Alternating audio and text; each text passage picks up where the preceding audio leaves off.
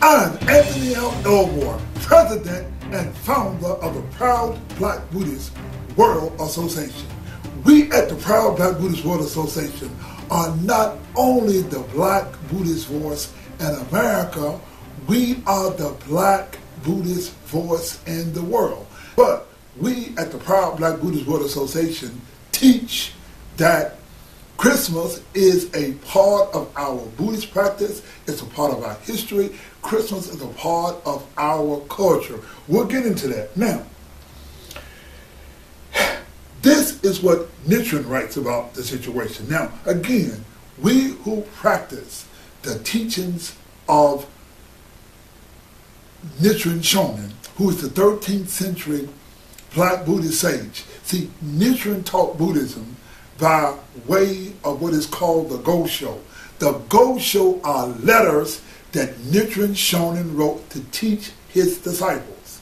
Now, in order to tell you or explain to you or to give you documentary evidence about Christmas and Buddhism, see, the Buddha wrote this down. You see, now understand, the Buddha was born over 1,600 years before there was ever a thing called Christmas or a birth of a Christ. The Buddha lived over 600 years beforehand. However, the Buddha put in writing how we should practice such holidays. Now, Nichiren Shonin, who was the 13th century Japanese sage, wrote letters, and now the letters again are called the Gosho.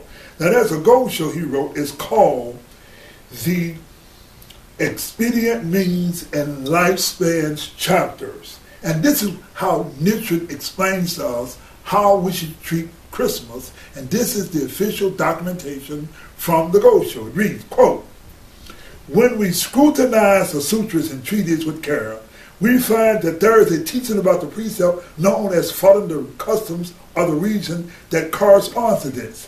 The meaning of this precept is that so long as no seriously offensive act is involved, then even if one were to depart to some degree from the teachings of Buddhism, it would be better to avoid going against the manners and customs of the country."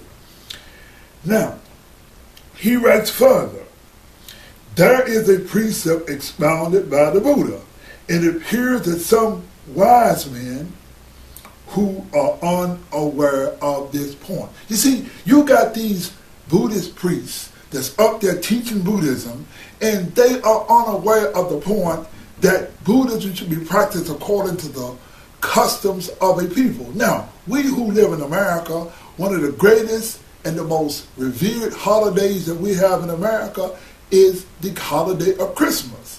And the Buddha, Shakyamuni, gave the precept that we should practice the religion according to the customs of a country. So by us living in a Christian society, by us living in America, the Buddha admonishes us and teaches us that we should practice the custom. Now, on the other hand, if you're black or whoever, and you live in Saudi Arabia or you live in an Arab country where there are strict fundamentalist Islamic people, they will cut your head off talking about some Christmas because they don't particularly practice that Christian religions in those countries, and you will meet with a lot of perhaps a lot of hardship. So Buddhism means wisdom and it means common sense. Now, we at the Proud Black Buddhist World Association teach Black Buddhist history. Now, one of the things that you got to understand is that the Asians and white people purposefully and systematically extricate all Black Buddhist history. Now, from the standpoint of history, from the standpoint of culture, we at the Proud Black Buddhist World Association make our Buddhist practice inclusive of our Black Buddhist history and culture. Now, let's get off into Christmas. Now, the most agreed date of us in the West or in America, Christmas is on December the 25th.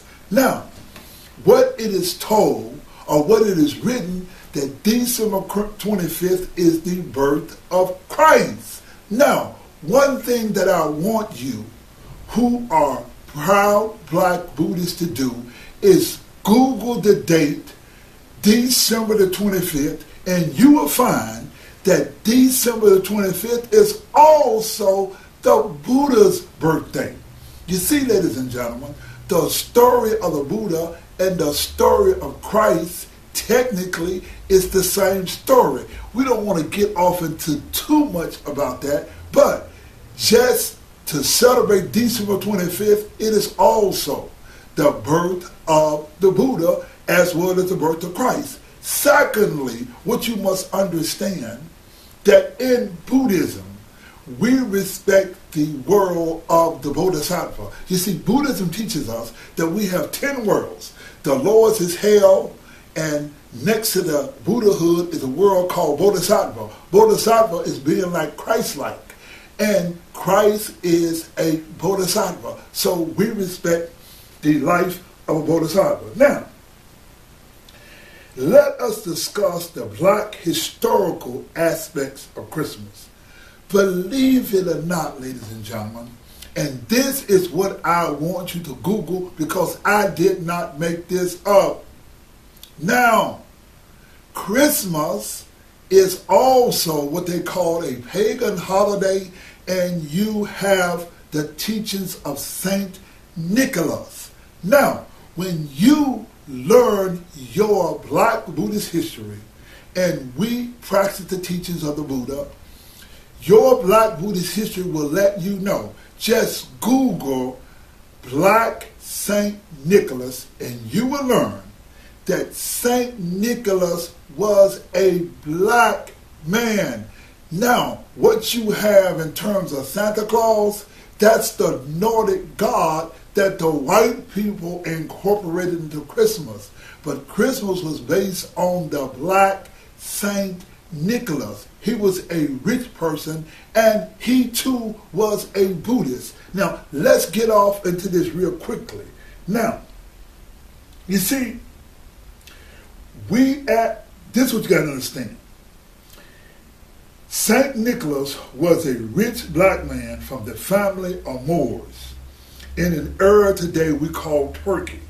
He was born of a very wealthy ethnic black Anatolians of the ancient Roman Empire. You see, the first people of Rome was not white people.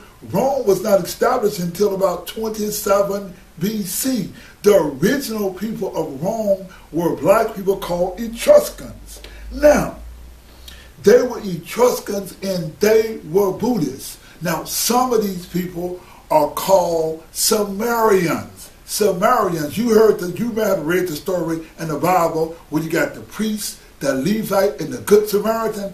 Well, the Good Samaritan was another name for Buddhists. Now, they were not called Buddhists. They were called Gymnosophists. They were called Sumerians. Now, you see, Gem means naked and Sophist means philosophers. So they were philosophers and they were in Africa.